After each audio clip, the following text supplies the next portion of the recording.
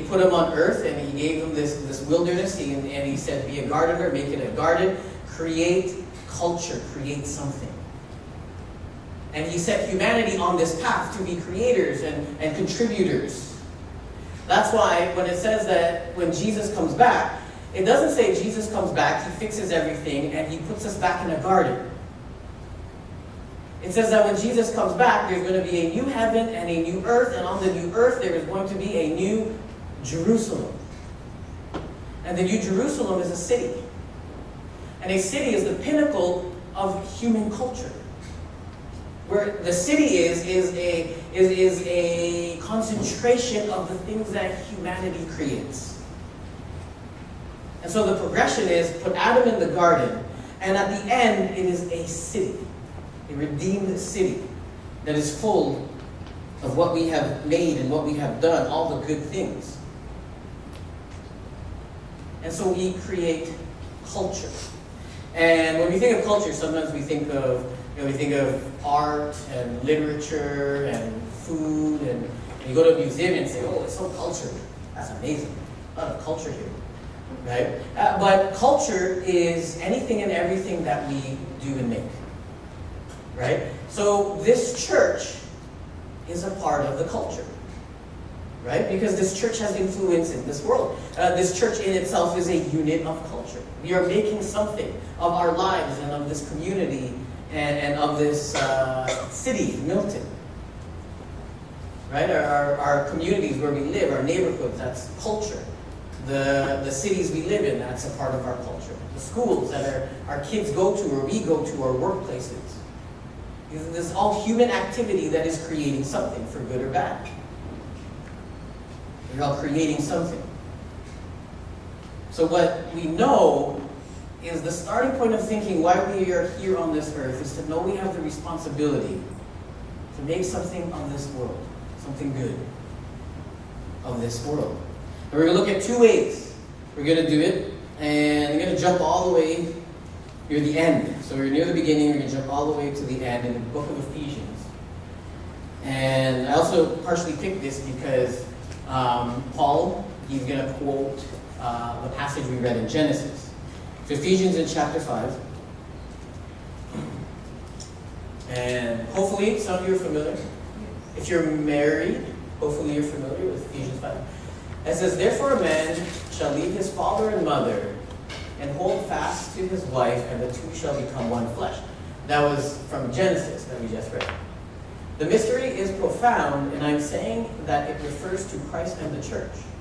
However, let each one of you love his wife as himself, and let the wife see that she respects her husband. The family is the smallest unit of culture.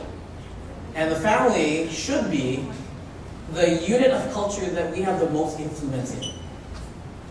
Because you're always together, right? And you share the same blood, or you're married and you can't get away from each other and you're around each other all the time.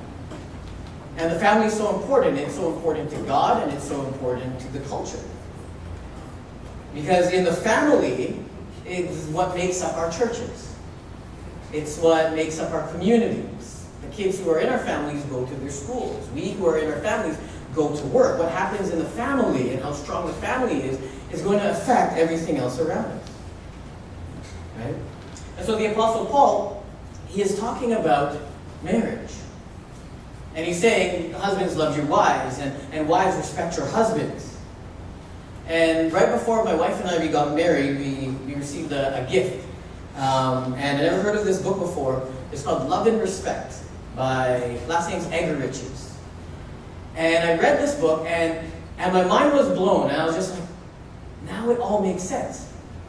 Because when my wife and I, before we were married, when we were going out, when we were dating, we would argue all the time, and I don't know why I would get so mad about things. I'm like, when we're fighting, I'm like, I feel upset.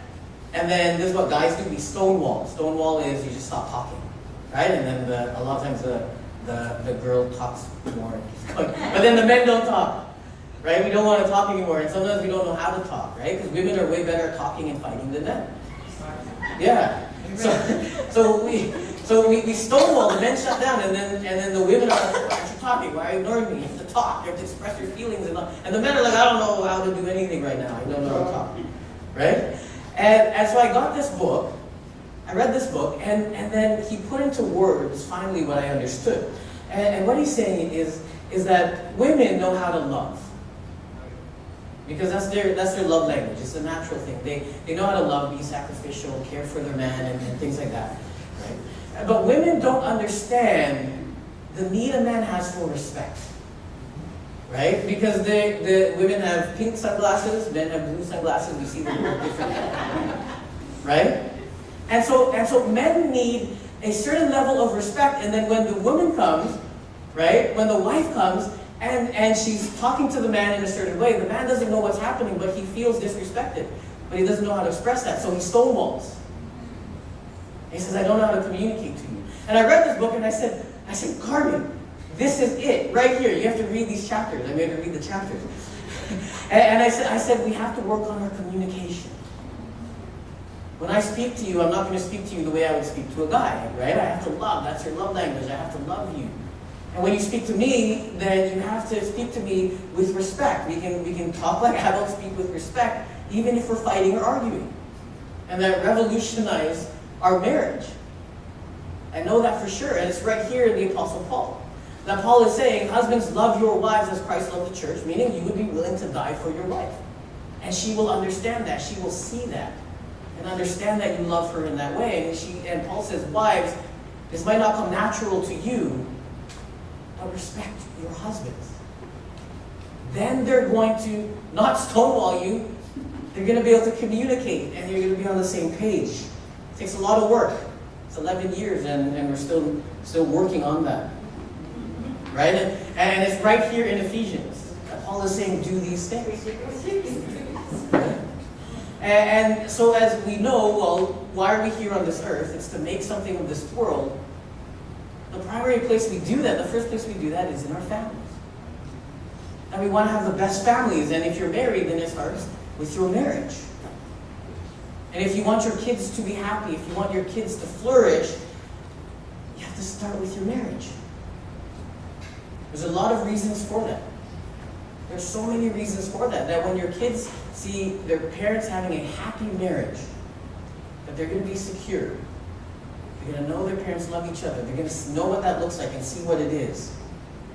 They're going to have good memories. Because when the tough times come, they can draw back into their memories with their family and say, I come from a loving, good family, a strong family that cared for me. From those memories, I'm able to handle the things that come. Right?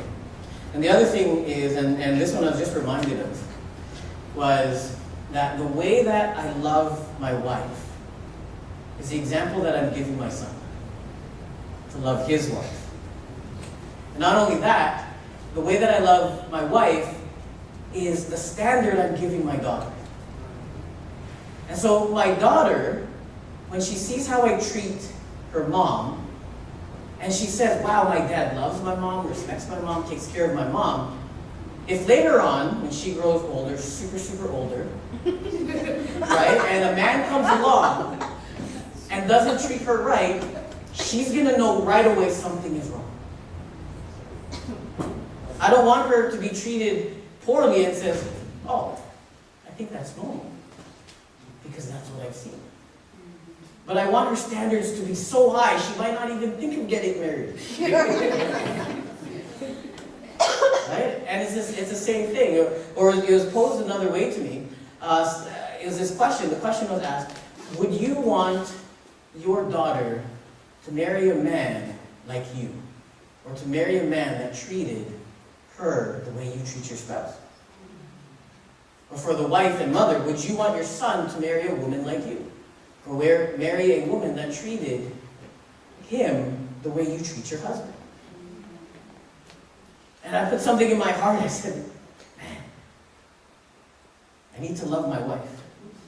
I need to do it for the sake of my kids as well. And I remember when I first became a pastor and started planting the church. And one of the elders, he came to me and we were talking about, what it is being a pastor. I was just brand new, And one of the things, I've forgotten a lot of things a lot of people have told me, but I didn't forget this. But he said, Pastor John, the most important thing that you can do as a pastor for your church is to have a good marriage. To have a good marriage. I got a little nervous, right? That's a lot of pressure, right? And people are watching that, right? But I understood what he was saying. That it's an example. And from that marriage, you're able to bless other people.